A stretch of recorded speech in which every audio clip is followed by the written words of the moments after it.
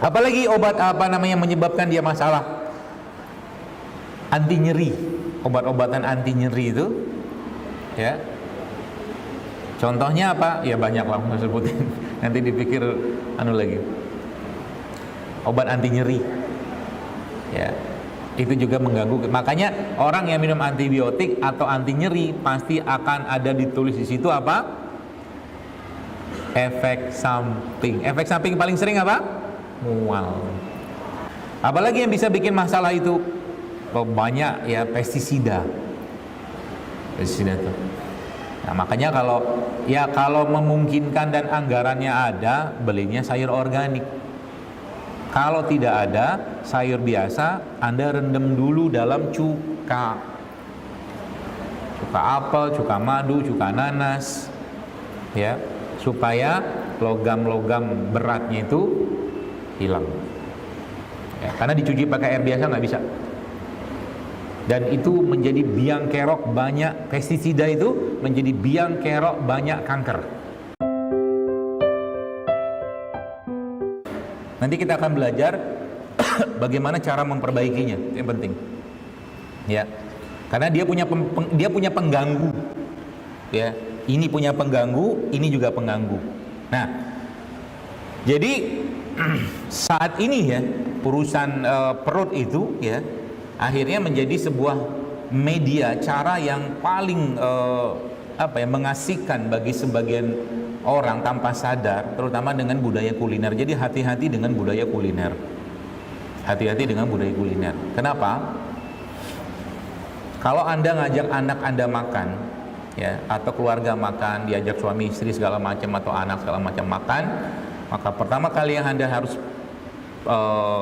pastikan dari apa yang Anda makan tadi, karena itu akan masuk ke perut Anda, adalah halalnya. Pak, urusan ke perut ini Bapak-Ibu sekalian, kalau sudah masuk yang tidak halal, urusannya panjang. Urusannya panjang. Ya. Panjangnya kenapa? Sampai urusan ke neraka kan? Ya. Makanya kalau ada di keluarga, misalkan mudah-mudahan bukan keluarga kita gitu, yang sakit nggak jelas gitu kan, sakit-sakitan terus, coba dicek tuh. Ya. Kehalalan rezeki yang mereka dapatkan untuk memberi makanan. Karena itu efeknya panjang. Bahkan sampai penyakit-penyakit berat yang bahkan nggak ada obat. Ya, apalagi kerjanya di tempat yang tidak halal, itu lebih parah lagi. Lebih parah lagi. Maksudnya tiap hari makan kayak begituan gitu ya. Itu mulai dari penyakit seperti gila. Saya udah sering banget temu tuh. Kalau saya tanya kerjanya apa, ya begitu-begitu aja biasanya, yang nggak halal. Ya. Jadi makanan, hati-hati, terutama anak-anak gadis, anak-anak ABG, ya, anak-anak Anda. Ya, sekarang kan kuliner tuh di mana-mana. Lalu yang kedua, tadi kan halal, kemudian toyib ya, saya kira mungkin sudah paham itu ya, toyib. Nah, toyib ini apa? Toyib ini semakin nanti kita akan bahas ini, semakin banyak ya produk pangan yang asli, alami, tidak banyak pengolahan, tidak banyak bahan sintetik di sana, lebih gampang rusaknya yang Anda makan tiap hari. Maksudnya mau lebih gampang rusak tuh, maksudnya kayak buah gitu kan, berapa hari udah rusak gitu loh. Nah, itu lebih bagus, lebih banyak Anda makan lebih bagus untuk Anda, karena dia dari tanah. Ya.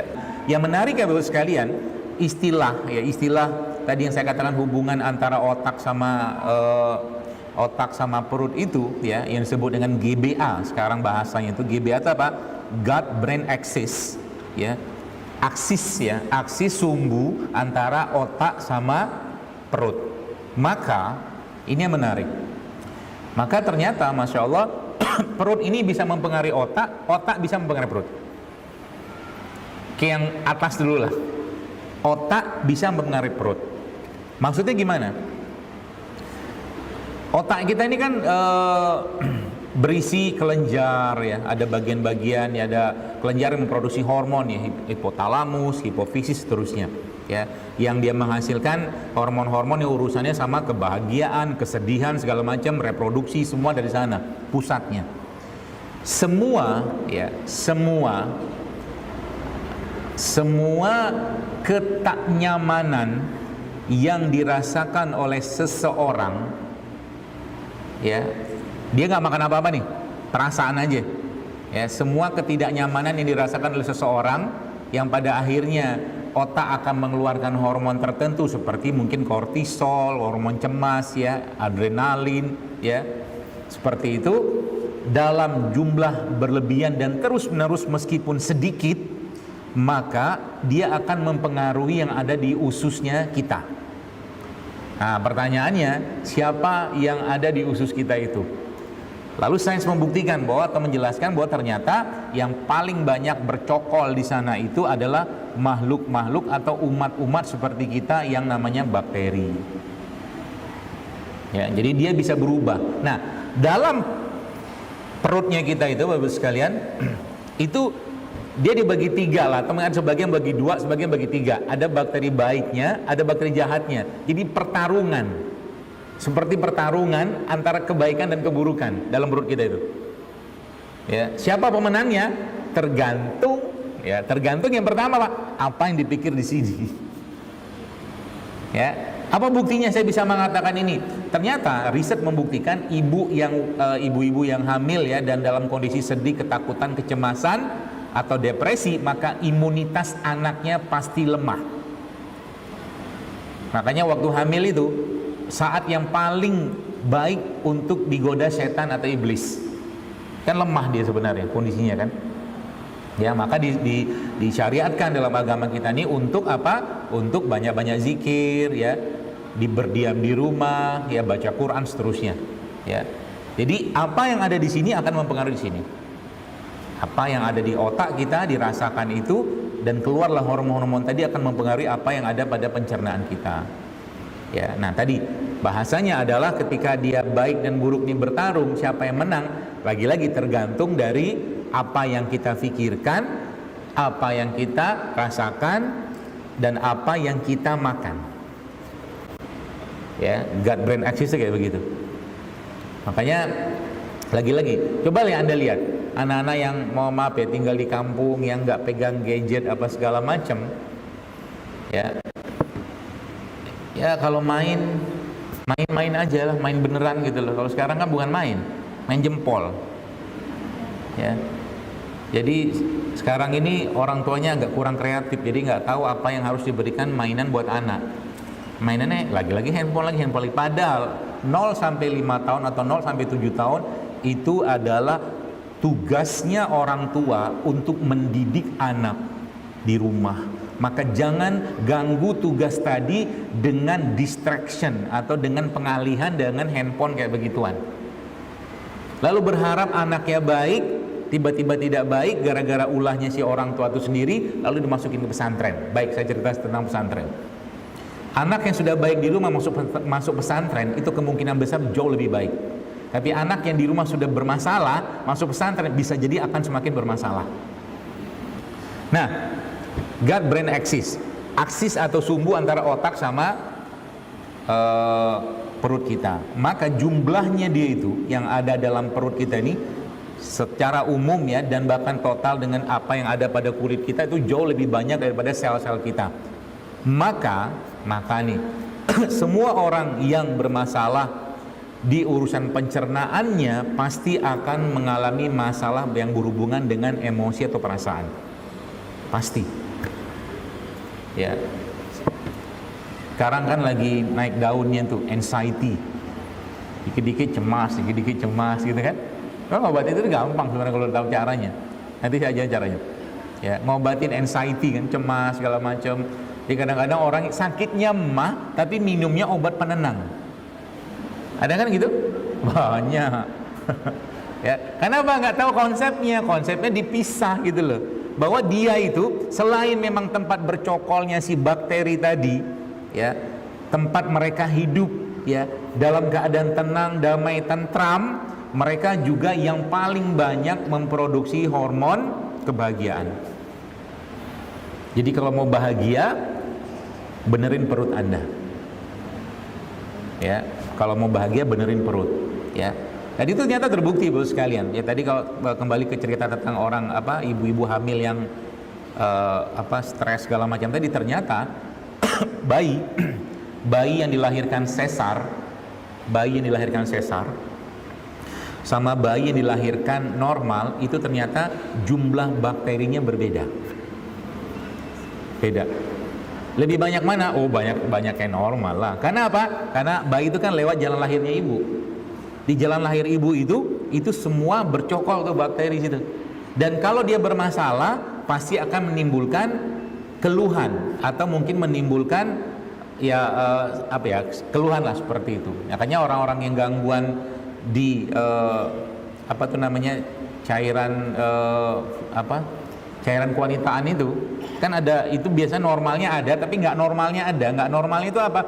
Baunya lebih menyengat seperti itulah, warnanya segala macam. Itu kan tanda nggak normal. Itu siapa yang ngerjain? Bakteri di situ. Kenapa bisa seperti itu? Karena mereka dirusak keseimbangannya mereka. Dirusak keseimbangannya dengan apa? Dengan bahan-bahan kimia, dengan yang masuk dalam perutnya mereka dari makanan, ataupun yang diletakkan atau dibubuhkan di daerah kewanitaannya tadi. Maka ada makanya, hidup jangan terlalu bersih. Apa hubungannya dengan itu? Karena kalau terlalu bersih, saya baca dalam sebuah buku ada penelitian, itu ternyata ada tikus. Ini ceritanya tikus steril disebutnya. Pokoknya dicegah luar biasa dari segala macam gangguan-gangguan yang menyebabkan dia sakit. Pokoknya dari udaranya segala macam dibikin steril. Karena ada satu lagi tikus biasa. Dan tikus mah udah jelas jorok lah gitu ya. Meskipun ini tidak bisa dikomparasi dengan manusia tentunya. Tapi menariknya apa? Ternyata dua tikus ini dikasih stres, dikasih stresor, gitulah. Ternyata yang jauh lebih banyak muncul hormon stresnya itu tikus yang steril. Jadi ada iklan kali ya, bahasanya itu berani kotor itu baik. Ada kan? Emang bener. Ya, makanya anak-anak itu jangan dibiasain terlalu sering ya. Saya kalau makan, misalkan makan yang agak-agak sambalnya wanginya tuh minta ampun lah gitu, terasi gitu kan, atau apa gitu kan. Kita kan kadang-kadang tambah, atau mungkin makan apalah yang agak-agak di tangan tuh agak bau gitu kan. Saya biasanya jarang banget pakai sabun antiseptik, sabun cuci tangan yang 99,99% kumannya mati. Tak mau saya nggak mau bikin mati mereka. Ya, jangan dibunuh mereka ini. Ya, karena kalau dia, itu sebabnya kan. Kenapa? Kalau makan ini dia kan di sini ada bakteri semua nih, di sini bakteri semua nih. Ya, kenapa makanan nggak boleh dipegang pakai tangan? Bakteri, kan? Ada bakteri pembusuk di situ. Jadi kita tuh memang disunahkan untuk makan dengan tangan itu supaya apa? Supaya makannya itu di sini ada bakterinya, di sini ada bakterinya, dalam perut ada bakterinya, supaya apa? Dia dibusukkan di sana, dihancurkan oleh bakteri tadi. Ya. Dan bakteri pembusuk paling baik itu adanya di mana? Ada yang tahu gak? Di bumi ini yang saya tahu, yang tempat kita katakan, ada bakteri di tanah pembusuk yang paling cepat membusukkan jenazah atau jasad adanya di Baki di Madinah itu. Pemakaman Baki. Itu di situ cepet banget jasad itu hancur. Maka coba lihat, dari zamannya Nabi masih bisa nanam di situ, coba orang kubur. Iya kan? Kok cepet banget tuh itunya tuh. Jadi jasad itu benar-benar akhirnya jadi tulang belulang saja. Cepet banget itunya, turnovernya lah seperti itu. Ya. Nah, situ tadi ya, bakteri yang ada di perut kita tadi itu, Bapak sekalian. Tadi kan bahasanya dia ada bakteri baik, bakteri jahat. Maka ya, bagaimana cara kita menjaga dia tetap baik? Cara pertama adalah dengan cara apa? Jaga ini. Jadi sekarang kalau orang cerita, oke, motivasi terbaik kita untuk hidup itu apa?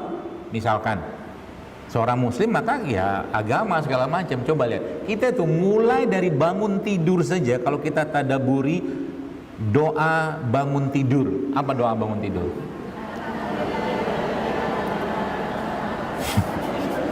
Wa ilahin nusyur, dan kepadamulah kami akan dibangkitkan, kan gitu kan, kurang lebih kayak begitu loh. Artinya apa? Dari pagi-pagi kita sudah diberikan motivasi bahwa kita akan dibangkitkan. Harusnya apa kalau sudah tahu dibangkitkan? Ya persiapan lah kalau mau dibangkitkan gitu loh. Kayak orang mau ujian. Orang mau ujian pasti siap-siap gitu loh. Sudah tahu bakal dibangkitkan nanti suatu hari kelak oleh Allah, maka siap-siap sekarang. Ya, dan persiapan ini nggak boleh persiapan sembarangan. Ya, nggak boleh persiapan sembarangan. Ya, jadi motivasi. Jadi pagi itu kata-kata alhamdulillah itu, ya, kata-kata alhamdulillah itu Bapak sekalian itu punya efek yang luar biasa ke sini sama ke sini. Ya, ke perut sama ke otak. Ya. Jadi nanti kapan-kapan cobalah mulai gini ya, cara ini ada kurma nih misalkan. Kurma ini kan yang standar kita makan ya biasa, bismillah makan gitu loh. Coba berhenti bentar, sekali-sekali aja. Lalu mengatakan, kita ngomong sama Allah bismillahirrahmanirrahim setelah kita baca doa makan gitu ya. Lalu berkata pada Allah, terima kasih atas kurma ini ya Allah.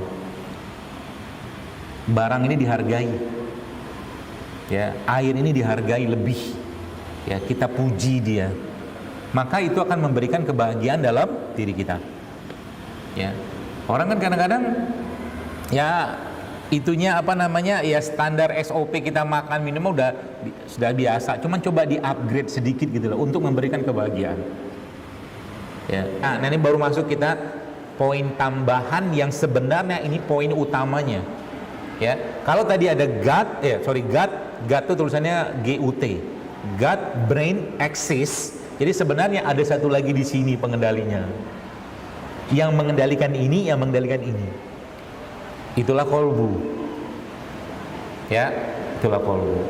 Maka meskipun yang dimakan itu misalkan ini lihat bagaimana hati itu ya, iman kita itu bisa mengendalikan semua kalau imannya dijaga atau terjaga. Meskipun yang disajikan itu sehat, enaknya minta ampun ya.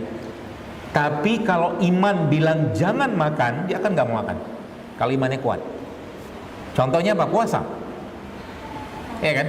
Puasa itu menghalangi atau bukan menghalangi.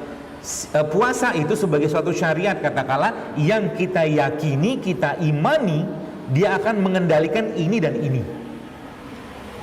Ya. Nah, hadis yang sering kita dengar tentang kolbu itu, ya, bahwa kolbu itu adalah rajanya. Nah itu sebenarnya dia pengendali ininya. Jadi bakteri kita sebenarnya mengendalikan siapa? Ya iman kita sebenarnya. Tergantung seberapa besar rasa syukur kita, seberapa besar sabarnya kita, dia yang akan mengendalikan. Jadi bukan ini doang. Kalau ini kan fisik sebenarnya. Ya. Cuman fisik saja. Ya. Sehingga ya kita perlu tahu yang bikin dia. Jadi tadi kan yang bikin masalah itu apa gitu kan? Yang membuat ini masalah apa, ini masalah apa. Nah sekarang kita masuk yang perut dulu, yang bikin masalah. Jadi sebenarnya Bapak sekalian, ketika ketakseimbangan itu terjadi, ya, ketakseimbangan itu lebih dominan yang jahatnya, bakteri jahatnya daripada bakteri buruknya, bakteri baiknya maaf. Maka pasti akan terjadi gangguan di sini, ya, depresi, kecemasan segala macam, ya. Makanya cara paling gampang nyetop dia. Jadi kalau saya ditanya apa cara paling mudah untuk memulai hidup sehat, jawaban siapa? Puasa. Puasa. Kenapa puasa? Karena puasa ngeblok semua, ya, sinyal-sinyal tadi itu, ya, sinyal-sinyal tadi diblok sama dia. Karena nggak ada itu kan, nggak ada bahan bakarnya bakteri tadi kan. Ini dikendalikan dengan cara apa? Kita disunahkan. Kata Nabi SAW bahwa Allah tidak butuh puasa orang-orang yang masih bohong, ngadu domba, memaki seperti itu. Maka ini terjaga, ini terjaga. Ini terjaga kenapa? Nggak ada makanan masuk. Ini terjaga apa? Ini nggak ada ngomong. Ini ngelihatnya yang benar-benar aja. Ini ngelihat atau mendengar yang benar-benar aja. Maka ini ya benar, ini ya benar. Maka dalam Islam sebenarnya detoksifikasi yang paling bagus itu adalah puasa. Puasa itu ngedetoks apa sebenarnya? Ngedetok perut atau pencernaan dan ngedetok ini dan ngedetok hati. Ya, jadi dia sebenarnya aksisnya itu bukan 2 tapi 3. Ini sama ini. Pengendalinya ini, hati kita. Ya, hati itu bukan liver ya, kolbu. Ya, maka semakin terjaga ini, semakin terjaga si kolbu ini, maka akan semakin terjaga ininya, semakin terjaga ininya. Itu sebabnya lihat, orang-orang yang menjaga hatinya, orang-orang yang menjaga imannya, maka lisannya pasti baik, gak mungkin buruk. Yang pertama, orang-orang yang terjaga hatinya, orang-orang yang terjaga imannya, maka makanannya pasti baik. Kalau sudah makanannya baik, kayak kita sering dengar bahasa good food is good mood itu, sebenarnya, ya. Nah, apa yang menyebabkan si si bakteri itu terganggu, Bapak Ibu sekalian? Ya, berarti kan urusannya sama ini kan, ini bermasalah, maka dia terganggu, gitu, ya. Tapi secara fisiknya dia, maka si bakteri yang ada di pencernaan kita itu juga bisa diganggu dengan berbagai macam penyebab. Banyak, kita akan bahas satu-satu, ya. Penyebab paling mudahnya ada stres. Jadi semua stres, baik stres yang berhubungan dengan emosi atau apapun, ya pastinya emosi gitu ya, itu akan mempengaruhi keseimbangan bakteri yang ada pada pencernaan kita, yang kita kenal sebagai disbiosis. Ya. Kemudian apa lagi? Antibiotik. Ya, makanya jangan mudah atau jangan gampang-gampang makan antibiotik. Kalau nggak penting jangan makan antibiotik ya. Apalagi Anda harus tanya pada yang ahlinya untuk nanya dosis segala macam. Tapi kalau bisa jangan pakai antibiotik dulu. Ya, pakai yang alami dulu. Ya, kemudian apa lagi? Nah, ini dia nih. Semua yang mengandung gula olahan, gula pasir atau pemanis buatan, itu juga mengganggu keseimbangannya mereka. Jadi kita nggak pakai gula pasir, tapi pakainya pemanis buatan, samimawon. Dan sekarang sebagian besar produk pangan, lihat, Anda nanti iseng, ya bukan iseng, coba riset masuk ke supermarket, lihat di sana pemanis buatan banyak banget. Apa saja pemanis buatan itu macam-macam namanya. Ada namanya aspartam, ada namanya asesulfam, macam-macam. Nanti coba di browsing aja. Bahkan kopi sasetnya bapak-bapak itu sekarang sudah pakai aspartam. Makanya bapaknya marah-marah terus. Ada hubungan nggak? Pasti ada lah. Ya, kalau bapak-bapaknya marah, ya, apa yang harus Anda lakukan? Ya, selain Anda usap dadanya, maafkan aku, ridoin aku, kan gitu kan? Diberi petunjuknya nggak begitu? Kasih dia air madu, kasih dia kurma, ya, kasih dia kismis. Ada hubungannya? Ada. Jadi waktu lagi nggak nyaman hati itu, nah kasih yang manis-manis, yang sehat.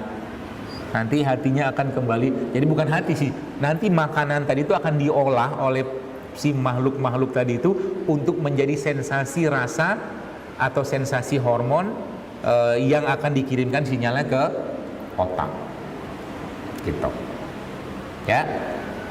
Apalagi obat apa namanya menyebabkan dia masalah? Anti nyeri, obat-obatan anti nyeri itu, ya. Contohnya apa? Ya banyak lah saya sebutin. Nanti dipikir lagi. Obat anti nyeri, ya. Itu juga mengganggu. Makanya orang yang minum antibiotik atau anti nyeri pasti akan ada ditulis di situ apa? Efek samping. Efek samping paling sering apa? Mual, ya kan? Mual, kembung, iritasi, ya. Itu kan efek-efek pencernaan sebenarnya. Kenapa? Bakteri baiknya terganggu, ya. Apalagi yang bisa bikin masalah itu? Banyak ya, pestisida tuh. Nah, makanya kalau memungkinkan dan anggarannya ada, belinya sayur organik.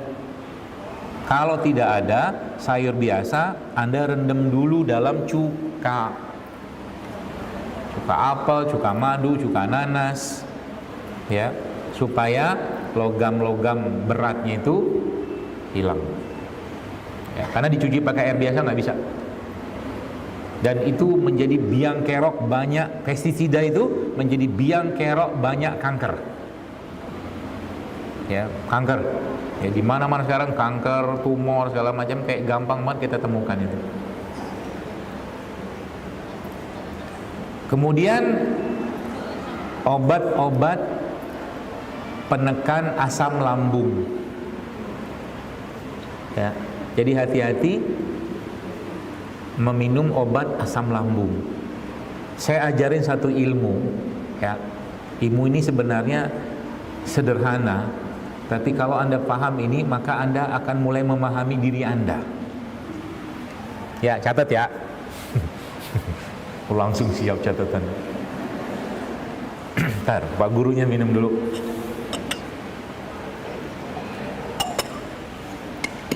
Allah menciptakan dua keseimbangan atau dua kondisi hiper berlebih dan kondisi hipo.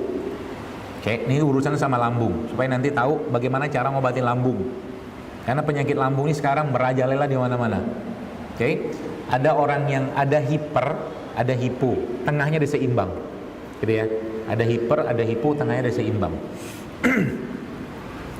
Ada orang manusia yang diciptakan Allah dari awal lahir sampai dia dewasa, sampai jadi bapak-bapak, sampai jadi nenek, tensinya nih nggak pernah normal. Versinya dia, tensinya kan tensi normal 120/80 kan gitu. Tensi dia tuh 90/70, 100/80 gitu-gitu aja terus. Tapi dia bisa melakukan aktivitas normal-normal saja. Ya, maka orang kayak begini, Bapak Ibu sekalian, jangan dipaksain menjadi angka normalnya orang normal. Karena orang ini diciptakan Allah dalam kondisi hipo ya. Jadi jangan paksa dia untuk misalkan tensinya bisa 90/70, itu buat dia aman-aman saja. Biarin aja, jangan dipaksakan naik dengan makan garam seabrek-abrek misalkan. Biarin aja. Nah, jadi nggak normalnya dia kalau berapa? 120 udah nggak normal. Paham ya? 120 sudah nggak normal. Berarti kalau dia hipotensi dia, kalau dia disebut dengan hipotensi itu orang kayak begini, maka bisa jadi tensinya 80 atau 70 hipotensi dia.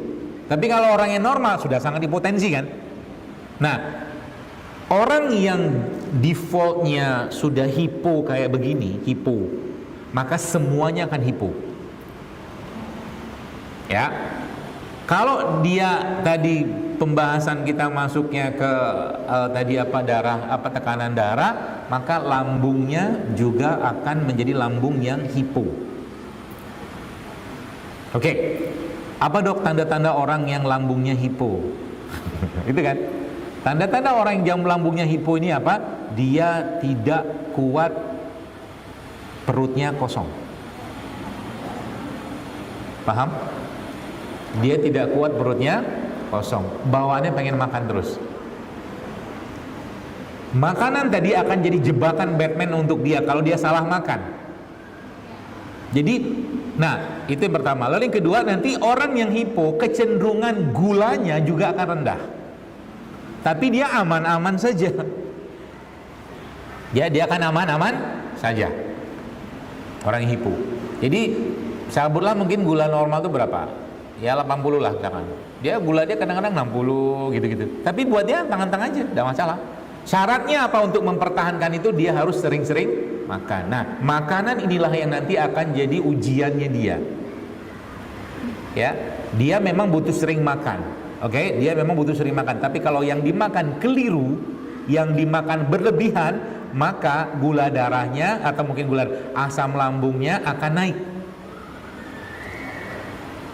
Maka untuk orang hipo sebenarnya obatnya ketika dia kena asam lambung yang tinggi bukan dikasih obat asam lambung, tapi makan yang benar untuk mengembalikan keseimbangannya dia. Paham? Paham apa pura-pura paham? Kok tiba-tiba kenapa asam lambungnya berlimpah? Nah, kebanyakan terjadi disbiosis gula berlebihan, karbohidrat olahan berlebihan, makanan sintetik berlebihan, berarti saya tetap boleh dong makan gula, makan karbohidrat, benar boleh, tapi karbohidrat atau gula yang masih alam, masih bagus, yang masih mengandung serat. Contohnya apa? Daripada misalkan makan nasi yang ada pestisida misalkan, lebih baik dia makan singkong. Sama-sama karbo, tapi karbonya lebih aman untuk dia, gitu loh. Jadi kalau misalkan si orang yang hipo tadi itu, Bapak sekalian, si orang hipo tadi misalkan saat dia lapar, dia makan roti, kan karbo olahan itu akan muncul lagi laparnya nanti. Maka orang kayak begini kalau saya membahasakan tersesat dia sebenarnya. Kembalikan ke jalan yang benarnya dia. Makan yang benar gitu kan. Ya. Nah, itu misalkan bicara karbonya, maka sebenarnya, jadi kalau kita bicara orang yang hipo kena asam lambung, sebenarnya obatnya apa? Ikutin aja pola makan dia. Kalau dia biasa makannya 5 kali 7 kali sehari, makan dalam jumlah sedikit, makannya yang benar, nanti asam lambungnya hilang. Kalau memang butuh katakanlah tambahan apa? Tambahan suplemen misalkan yang lain, boleh kasih dia apa misalkan. Pernah sudah saya sampaikan juga masalah ini. Obat paling mudah asam lambung itu adalah air tajin. Air tajin. Karena dia mengandung amilum, gula yang gampang diserap. Ya. Nah, air tajinnya itu ya, atau kalau nggak ada air tajin Anda bisa pakai bekatul. Bekatul itu bukan makanan ayam ya, ada bekatul yang bisa kita makan. Ya. Nah, lalu itu kan, lalu yang kedua, yang selanjutnya kasih probiotik. Ya, karena untuk mengembalikan keseimbangan asam lambungnya tadi yang hipo. Jadi sebenarnya orang ya, dan itu memang secara riset ya, secara penelitian juga sebagian besar orang-orang atau manusia modern kayak kita ini kecenderungannya atau lebih dominan kita tuh hipo daripada hiper. Jadi sebenarnya banyak orang yang kena asam lambung itu sebenarnya aslinya itu hipo, bukan hiper. Jadi tugas kita bukan menurunkan asam lambungnya, tapi mengembalikan keseimbangan asam lambungnya. Dengan cara apa? Makan yang benar, ya, kasih gula yang benar, kasih amilum yang benar, kasih probiotik, nanti hilang dia. Mudah? Mudah kan? Sama juga dengan orang yang tadi. Jadi orang yang hipo itu kalau dia gula darahnya tinggi, ya sebenarnya itu tingginya dia itu kan, kalau misalkan ya normalnya itu tadi 80 70 sekitar itu lah. Misalkan tiba-tiba gula darahnya itu 150 atau 200 misalkan. Maka tugas kita sebenarnya mengembalikan gula darah tadi ke settingan awal. Settingan awalnya dia. Ya. Dengan cara apa? Lagi-lagi benerin makan. Jadi makan dalam jumlah sedikit dan makan yang benar. Ya. Contoh makan yang benar apa? Makan getuk gitu. Jangan makan roti. Itu. Jadi karbonya yang benar seperti itu. Ya, itu hipo-hiper. Jadi sebenarnya konsep ini kalau Anda pakai mudah ngobatin. Ya. Jadi kalau orang misalkan sakit mah itu ya tadi memang secara statistiknya lebih banyak hipo, maka benerin makan. Bahasanya kan benerin makan.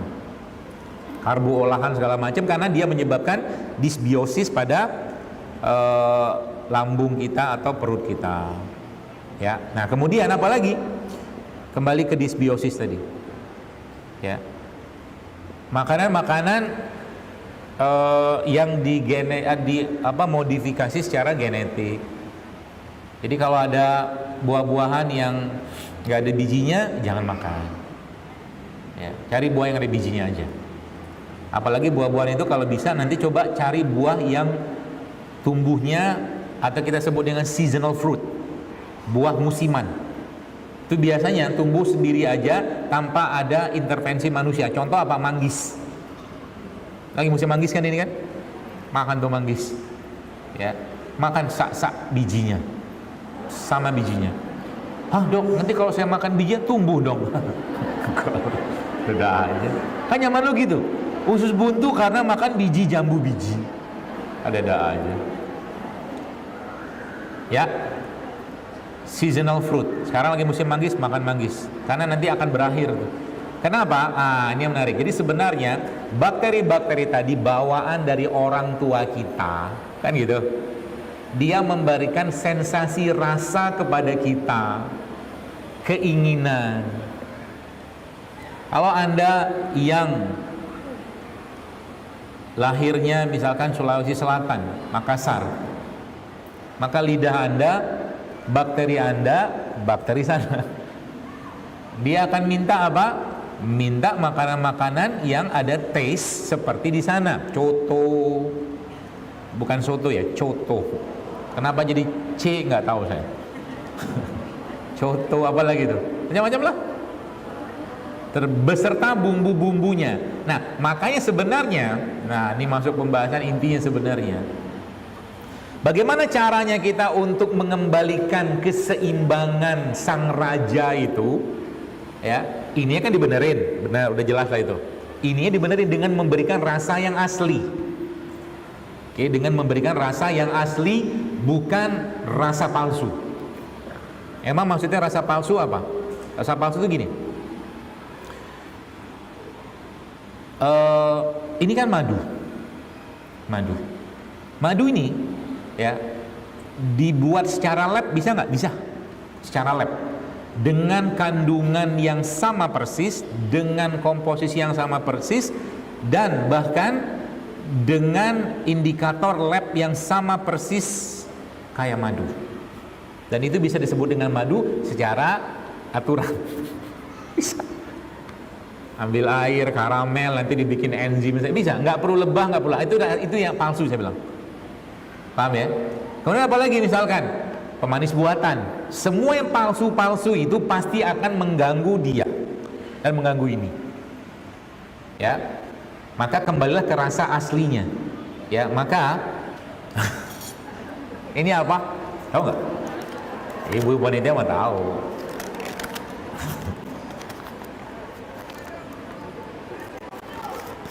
Karedok.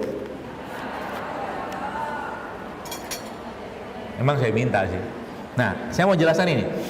Rasa asli itulah, sekalian, rasa asli itulah rasa yang Allah ciptakan di buminya, itulah yang sebenarnya kita butuhkan untuk mengembalikan makhluk-makhluk tadi dan ini.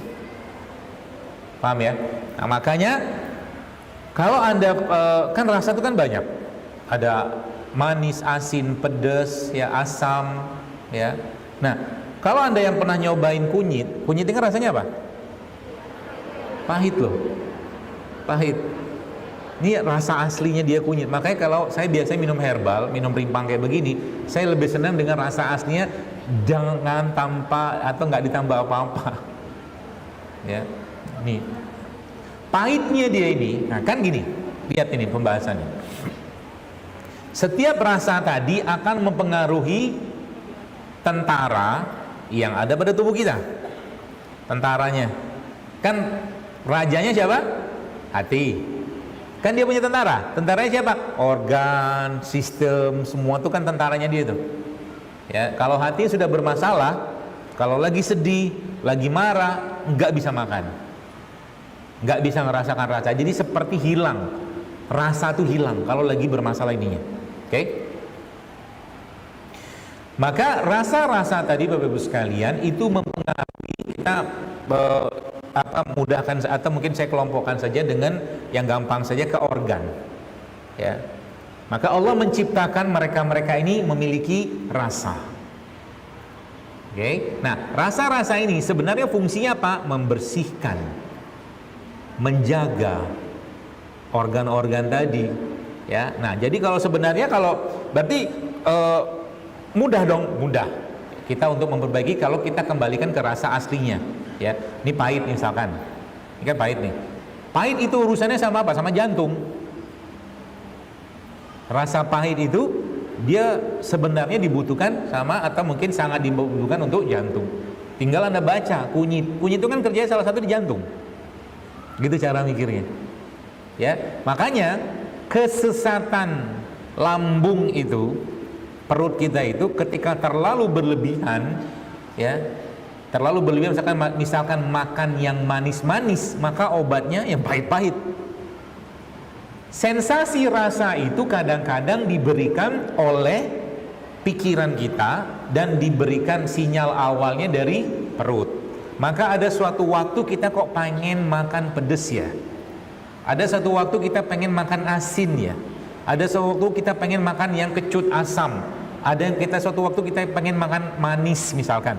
Maka rasa tadi Anda kembalikan ke produk aslinya ya, yang Allah ciptakan untuk mengembalikan keseimbangannya mereka.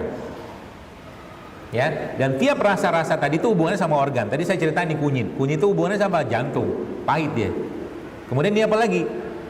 Ini pare juga jantung, tapi juga bukan jantung saja, karena biang kerok masalah. Misalkan kita bicara diabetes atau kencing manis, itu kan adanya di lambung. Terlalu besar, berat atau beban lambung akibat rasa manis olahan yang masuk, maka diperbaiki keseimbangannya dengan yang pahitan. Itu. Lalu ada lagi apa? Banyak. Kadang-kadang tiba-tiba kita pengen makan pedes, ya, pedes atau panas, ya. Maka Allah ciptakan jahe. Allah ciptakan ini. Itu maksudnya. Inilah yang nanti akan lagi-lagi mengembalikan keseimbangan pada organ-organ yang bermasalah. Jahe. Makanya kalau semakin banyak ketakseimbangan di situ, bisa jadi akan semakin banyak yang kita perlukan. Tapi ada tapinya. Kita juga harus jaga-jaga. Misalkan, kan ini kan cabai nih, ini cabai. Cabai ini sama cabai ini kan beda. Beda apa? Beda pedesnya. Ya, beda apa lagi? Beda vitamin C-nya. Yang lebih banyak vitamin C yang mana? Yang ini. Tapi kan nggak semua orang bisa makan. Makanya ya kalau saya misalkan lagi makan apa ya, makan sate atau apa gitu, biasanya saya minta cabenya sama bawangnya dibanyakin. Ya, karena itu sumber seratnya di situ, sumber vitamin C-nya, sumber antioksidannya di situ. Ya. Termasuk juga sayur-sayuran. Ada sayur-sayuran yang berbagai macam rasa atau bahkan nggak ada rasa. Maka sebenarnya karedok itu, itu karedok. Karedok itu sebenarnya kan kalau kita rasakan di karedok ada rasa apa aja? Pedas ada kan? Dari bumbunya apalagi? Asem. Terus pedas apa, panas dari kencur kan? Jadi semakin banyak ya rasa asli yang Anda makan dari makanan tadi yang berasal daripada rasa asli, maka semakin sehat dia. Gitu. Ya. Tinggal nanti kita perlu itu tadi, kan sudah saya bilang bahwa godaan makanan itu kan ada iblis yang mantau kita. Bisa jadi yang dimakan gak benar atau benar tapi berlebihan. Contoh, madu sehat, madu bagus, tapi madu tetaplah madu. Kenapa madu tetaplah madu? Karena dia gula. Gula berlebihan tetap nanti dalam tubuh kita sama nasibnya kayak gula pasir. Dia akan disimpan dalam bentuk lemak. Ya, maka dalam Islam ya konsep paling gampang untuk mempertahankan hipo dan hiper tadi adalah konsep Nabi SAW, jangan berlebihan. Itu aja. Jangan berlebihan. Nih misalkan asam, oh bagus. Asam buat apa? Buat liver. Ya, asam itu buat liver. Ya, maka yang asam-asam itu dia akan memperkuat kerja organ liver. Kalau tadi kan kolbu tuh hati kita, kalau liver itu sebelah sini. Ya. Kemudian ada rasa apa lagi? Asin. Ya. Kenapa sekarang banyak orang menyalahkan garam? Sebenarnya garam nggak salah loh. Dia adalah rasa yang Allah ciptakan. Kalau benar rasa itu harusnya dan tidak berlebihan, maka tidak akan ada masalah insya Allah. Tapi masalahnya sekarang garam yang ada sudah diapain? Diolah, diputihkan, dikasih anti lengket. Jadi sudah banyak bahan kimia. Makanya garam yang asli yang ada di lautan atau mungkin gunung apa segala macam, Himalaya atau sisa segala macam itu kalau dimakan dalam jumlah yang benar, itu yang kita butuhkan. Jangan tinggalkan garam dan jangan salahkan garam atas apa yang dikerjakan oleh gula. Paham ya? Jadi sekarang orang ketakutan garam luar biasa, padahal itu ulahnya gula. Ya, jadi jangan tinggalkan garam. Maka saya di rumah ya, kalau sebenarnya sudah kita sering praktekin kok, misalkan kita makan buah ya, Makan buah kadang-kadang, bukan kadang, seringnya kan enaknya buah itu. Coba lihat, Anda makan buah langsung gitu-gitu aja dimakan, rujak gitu ya. Atau Anda makan buah yang buah tadi Anda taburi garam di situ, beda loh rasanya. Di perut kita lebih adem, lebih enak di perut kita. Ya, apalagi si buah tadi itu dicampurkan dengan lada hitam misalkan sebagai sensasi pedesnya. Gitu loh. Jadi kalau saya biasanya kalau makan buah itu ada buah potong gitu ya. Mau rujak juga nggak apa-apa, ada garamnya, ada lada hitamnya, aduk aja semua itu. Udah bikin kenyang. Kenapa? Sebenarnya sensasi rasa kenyang itu ya diberikan oleh mineral-mineral ini. Jadi orang yang banyak makan karbo olahan tuh nggak bakal kenyang-kenyang. Bawahnya pengen makan lagi, pengen makan lagi, pengen makan lagi. Ya, seperti itu. Sampai jam berapa, Bu? 11.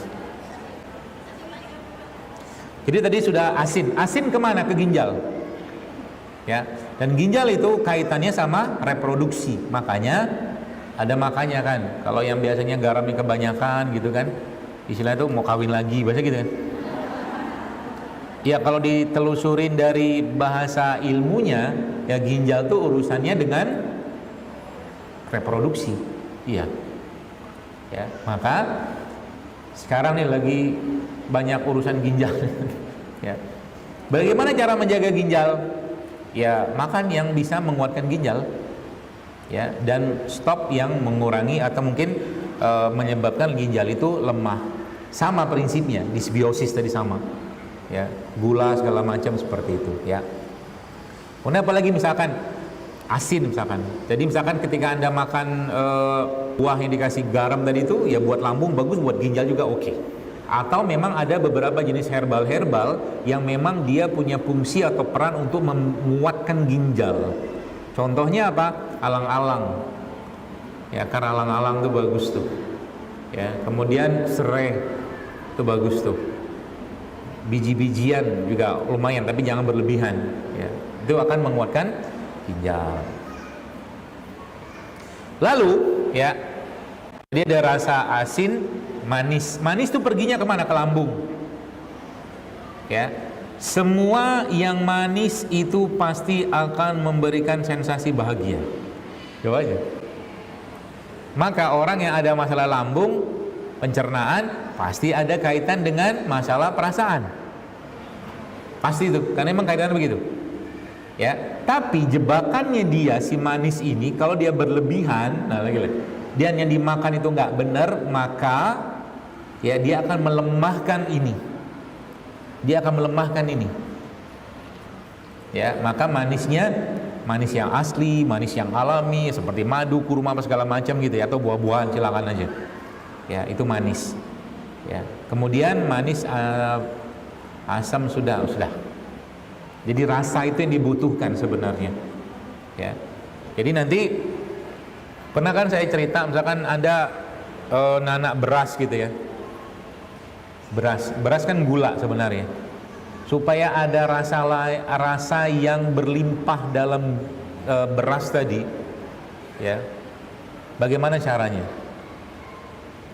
Cemplungin apa? Masukin bawang merah, bawang putih, lada hitam kayak nasi liwet, tapi nggak pakai santan, ya. Atau dikasih minyak dalam itunya, itu seperti pembahasan kita kemarin kan tentang apa cuka seperti itu, ya. Jadi supaya apa? Supaya berasnya penuh dengan rasa. Jadi kalau hidup tuh banyak rasanya, enak. Termasuk kehidupan kita itu kalau datar-datar aja nggak seru. Makanya Allah kasih ujian kan. Seperti itulah, ya. Lalu ada juga sekalian makanan-makanan yang memang khusus ya, memberi efek memperbaiki mood ya. Yang pertama itu namanya kan sudah kenal ya, mungkin prebiotik ya. Prebiotik itu makanannya mereka.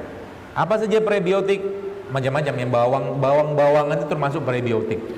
Ya, kurma itu termasuk prebiotik. Ada beberapa jenis itunya makan, karena serat itu sebenarnya nggak bisa dicerna oleh pencernaan kita, nggak bisa. Yang bisa mencernanya kemudian memecah menjadi molekul, ya, gula apa segala macam, itu bakteri itu. Ya, artinya sekarang ya, kalau kita mau memperbaiki mood kita, mau menjaga si raja ini tetap dalam kondisi damai, bahagia, sejahtera dia, dan tidak susah hati dia, maka kasih makanannya dia. Makanan itu berupa rasa, itu yang pertama. Yang kedua apa? Probiotik. Probiotik itu apa? Moodnya. Jadi probiotik itu apa ya? Mikroorganisme hidup. Ya, sekarang udah banyak yang jual tuh. Nah, konsep nanti ya, saya sangat yakin, dan sekarang udah mulai juga kok, ke depan itu ada namanya pangan fungsional ya. Jadi yang kita makan itu punya efek secara kesehatan, bukan cuma sekedar makan doang ya. Itu namanya pangan fungsional ya. Dan itu biasanya nanti akan masuk bakteri di sana. Sekarang udah banyak sebenarnya, mungkin sadar nggak sadar sudah banyak tuh. Ada yogurt. Ya, yogurt itu ternyata saya baca dari beberapa penelitian itu, ternyata memang salah satu negeri di Eropa, saya ingat Bulgaria atau Hungaria, itu yang rutin sekali mereka mengkonsumsi yogurt itu, ternyata punya usia harapan hidup yang tinggi-tinggi, sehat-sehat, jarang ada penyakit buruk.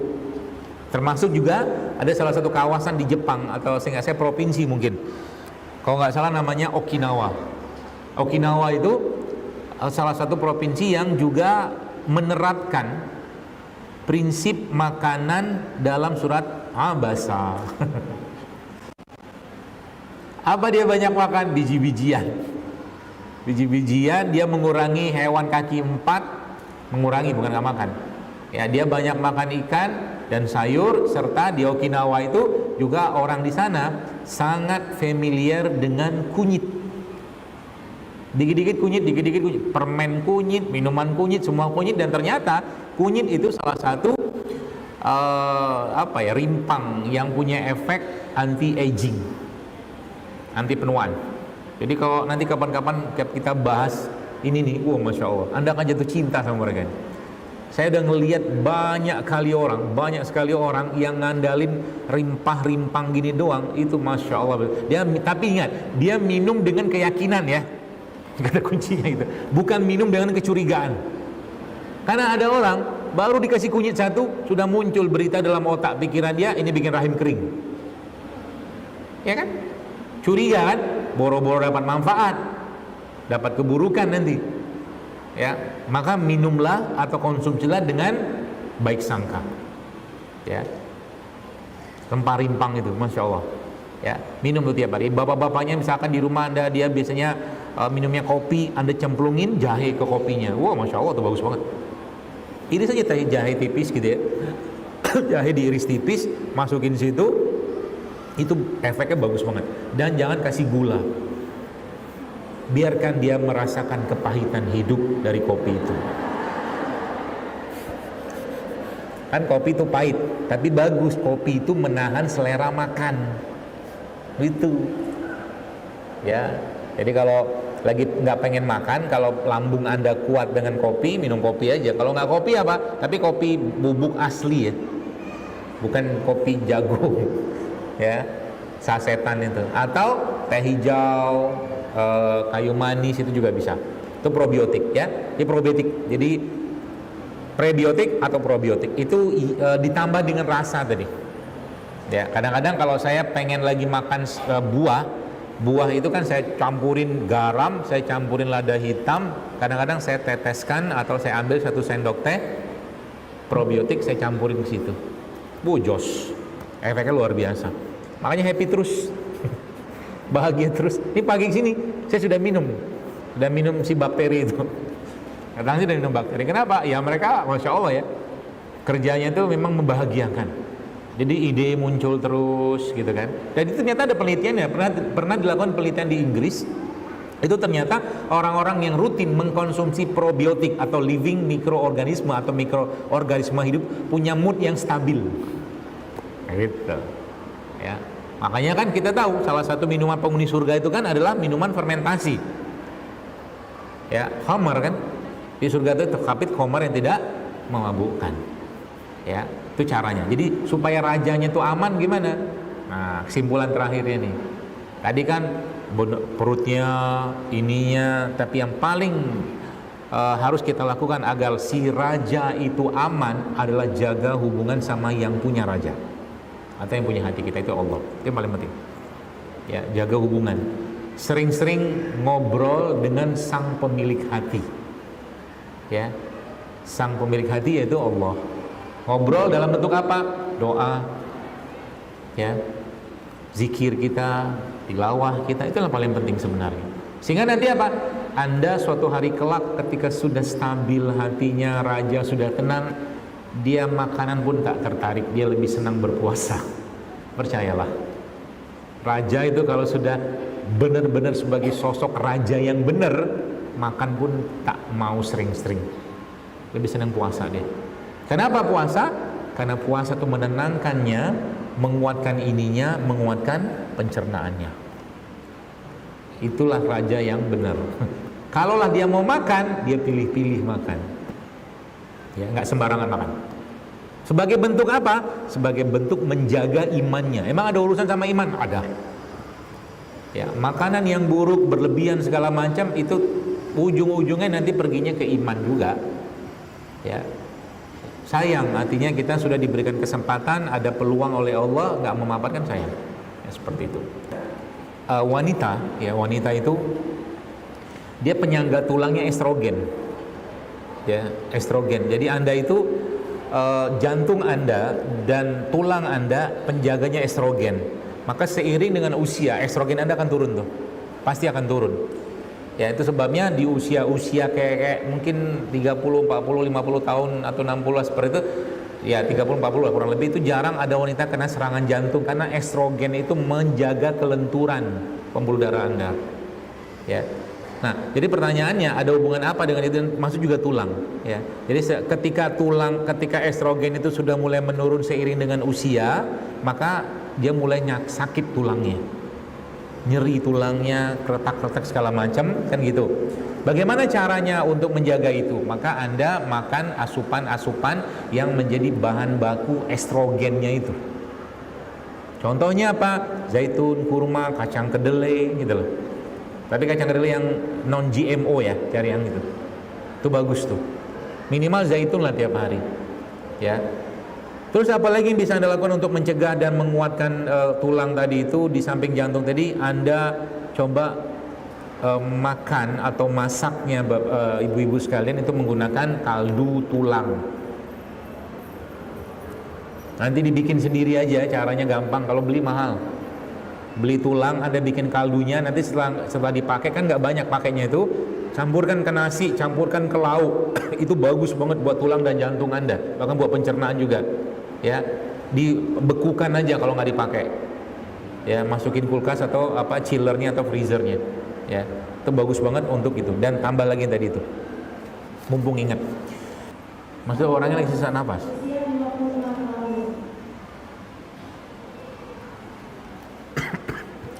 Kalau emergensi dan respiratory rate-nya, ya, tarikan nafas itu sangat pendek, bawa ke UGD karena itu mengancam jiwa. Ya, kenapa saya katakan lebih baik cari amannya dulu.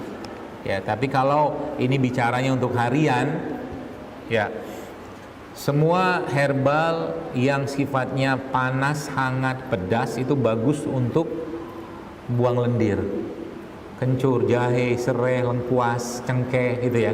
Maka yang asma-asma itu coba minum itu. Itu yang pertama. Lalu yang kedua apa?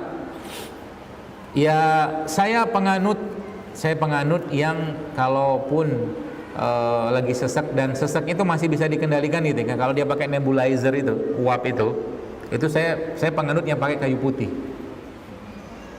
Kayu putih. Karena kayu putih itu ya bagus, dia melegakan gitu loh. Tambah lagi nanti di kayu putihnya itu Anda campur dengan probiotik. Kebayang ya?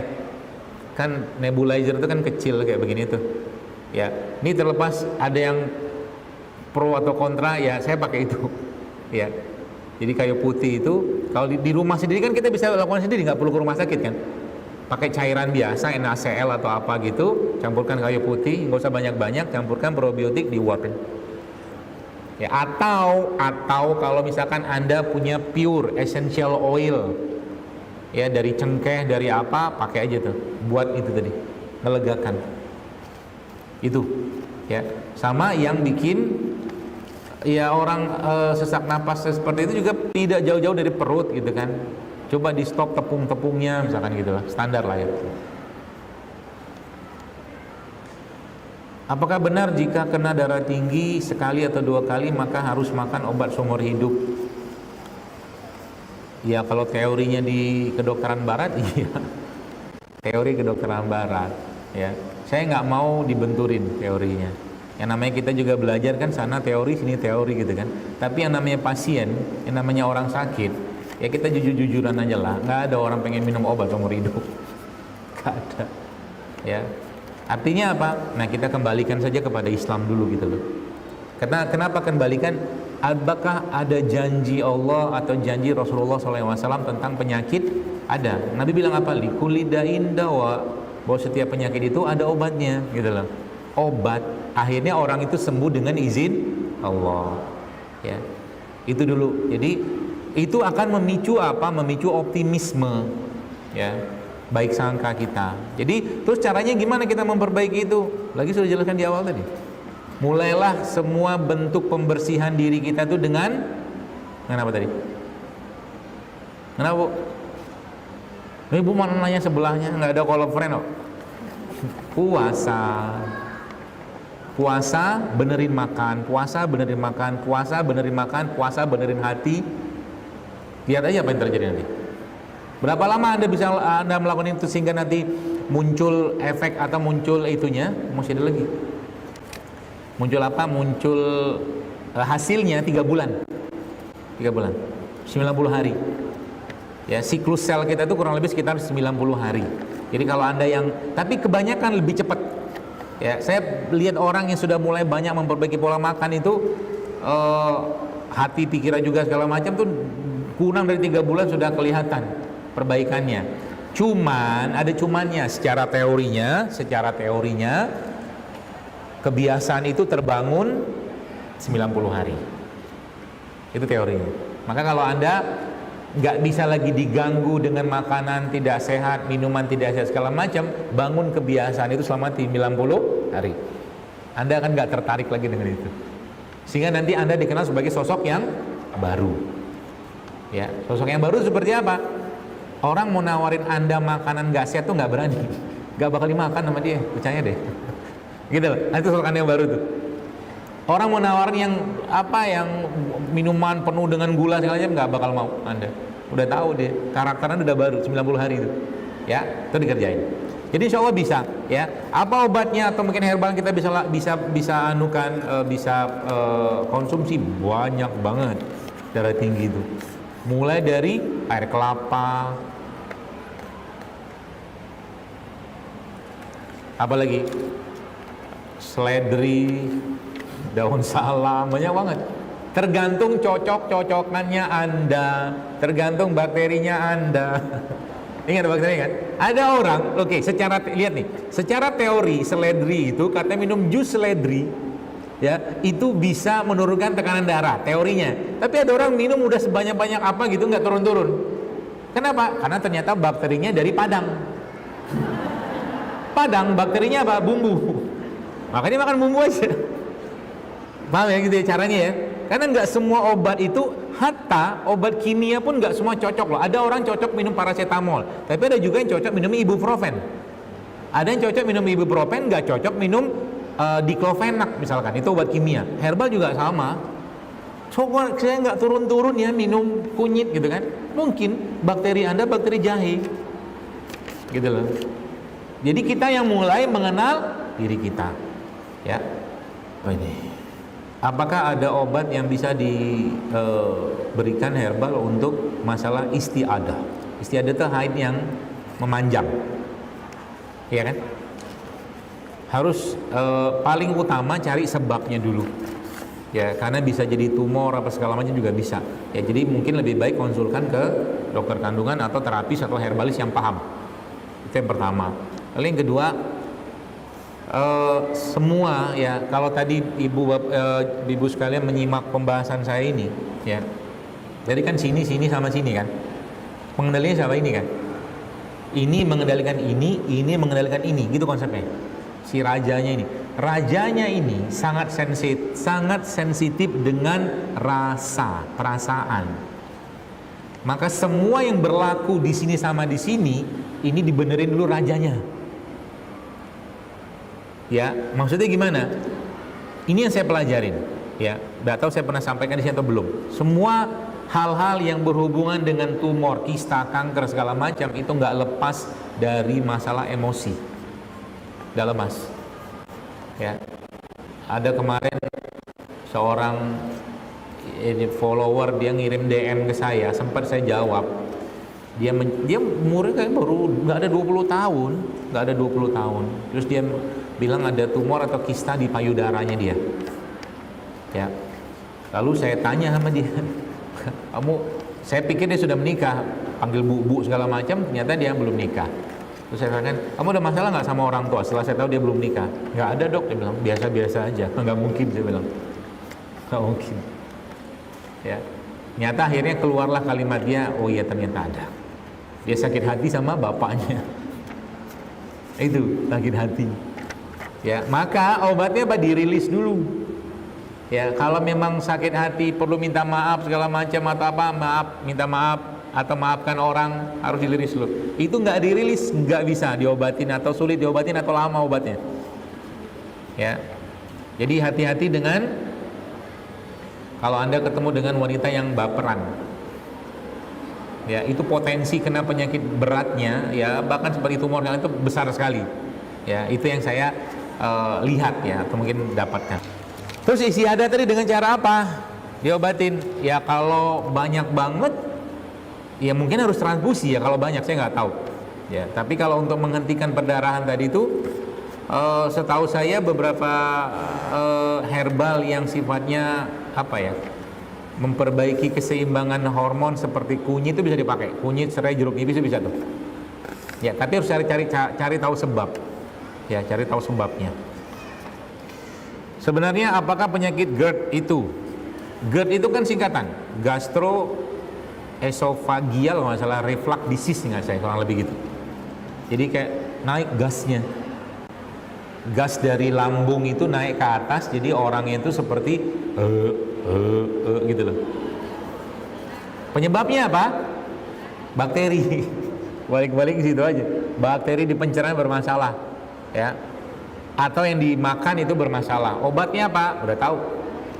Ertajin, kolagen. Kolagen dari mana? Gamat, ya.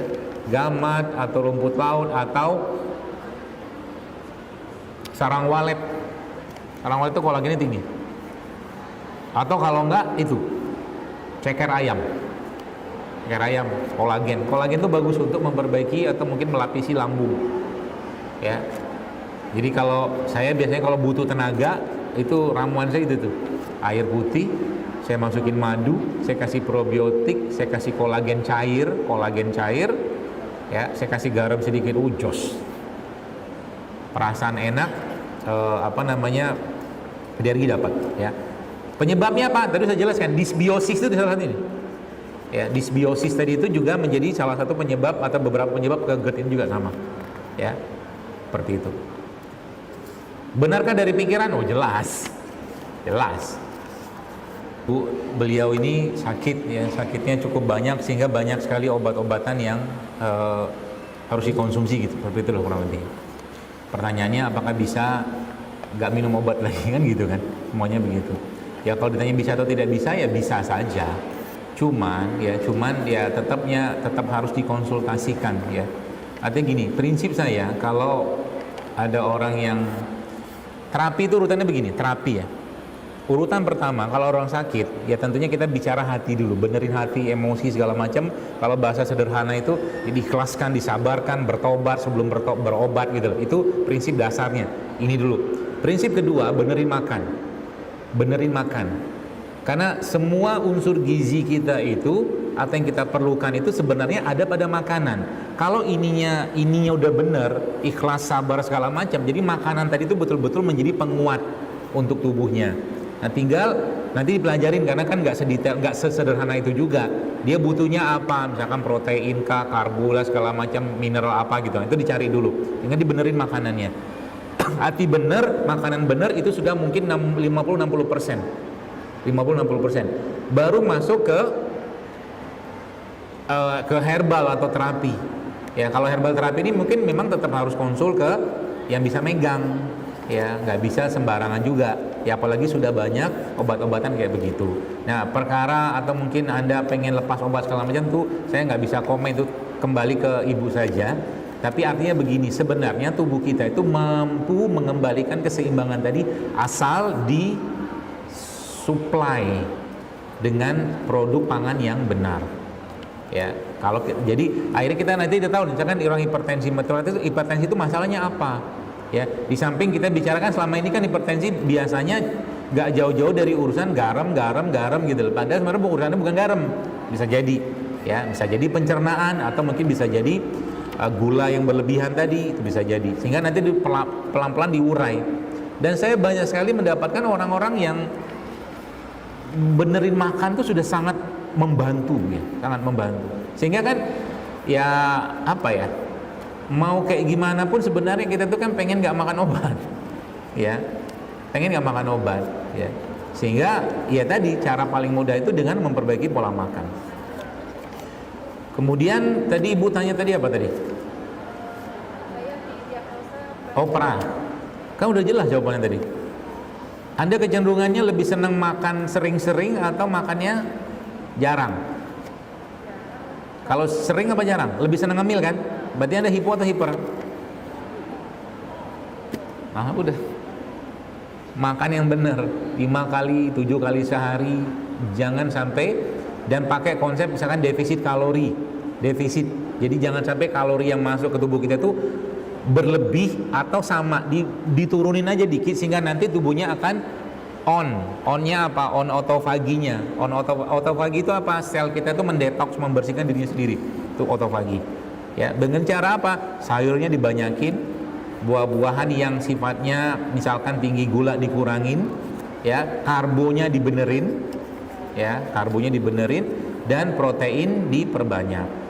Ya, tadi kalau tadi Bu di sebelah kiri tadi nanya tentang diet segala macam tadi, saya bukan penganut diet. Enggak, saya enggak penganut diet. Kenapa? Karena prinsip saya itu ya makan aja yang benar. Ya, butuhnya apa? Misalkan butuhnya untuk mengurangi berat badan, ya udah kalorinya dikurangin. Jangan ekstrim-ekstrim banget, gak makan kalori, gak makan gula sama sekali, akhirnya dimakan protein terus ya kelepek-kelepek juga tuh ginjal lama-lama. Ya, jadi makan aja yang benar. Ya, seperti itu. Ya, jadi ya kalau mau pakai konsep diet gimana? Ya dietnya Rasulullah. Puasa. Itu paling bagus. Jadi detox yang terbaik dan diet terbaik itu memang puasa. Puasa itu bukan hanya sekedar kita nggak makan ya, tapi menjaga makan itu juga puasa, kan menjaga. Ya, jadi benerin makanannya Bu, supaya jangan gulanya naik ya, dan jaga pikiran. Dan yang paling penting, urusan ginjal itu adalah urusan yang salah satu kaitannya dengan perasaan terzolimi. Terzolimi. Ya, maka pernah saya sampaikan beberapa waktu sini ya, minta sama Allah agar dijadikan hati kita itu kayak karet.